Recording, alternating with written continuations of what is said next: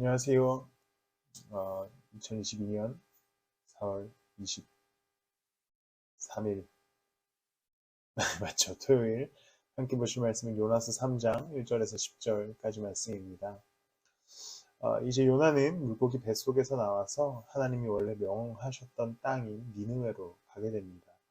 니느웨는 굉장히 큰 성읍이었다라고 기록되어 오늘 본문에서 기록되듯이 둘러보는 데만 사흘길 3일을 걸어야 하는 그런 큰 성읍이었습니다.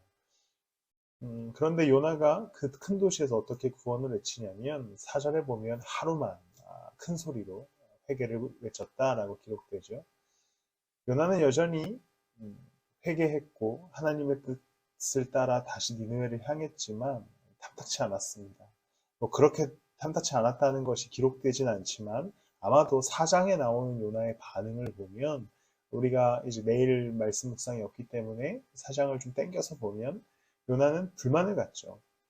왜 하나님께서 니느웨에게 구원을 허락하시는가에 대한 여전한 의문과 그런 불만 속에서 사흘 길을 걸어야 하는 니느웨를 하루만 걷게 됩니다. 그래서 이제 근데 그 하루만 걸었던 그 요나의 선포에 니느웨 왕으로부터 시작해서 작은 자들, 그러니까 낮은 사람들까지 모두 회개를 상징하는 굵은 베옷을 입고 잿더미에 앉아서 하나님께 돌아와 회개하는 장면을 볼 수 있습니다. 그리고 10절, 3장 마지막 절에 보면 저마다 자기가 가던 나쁜 길에서 돌이켰다라는 기록까지 나올 정도로 니느웨에는 회개가 선포되어집니다. 요나의 하룻길, 요나의 작은 걸음을 하나님께서 사용하셔서 큰 구원의 선포로 바꾸셨고 니느웨 사람들은 회개하고 하나님께로 돌아와서 은혜를 누리게 됩니다. 하나님께서는 니느웨를 40일 뒤에 멸망시키려는 계획이 있었지만 니느웨 사람들이 돌아오자 하나님께서는 그 계획을 철회하시고 그들을 다시 살리시는 그러한 장면이 요나서의 끝에 이제 기록되지요.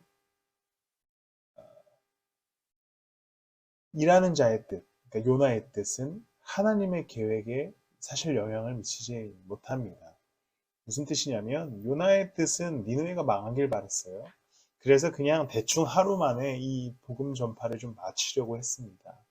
그런데 하나님의 계획은 그 선포를 통해서 그 작은 걸음을 통해서 니느웨가 회개하고 돌아오는 데까지의 계획이 있었습니다.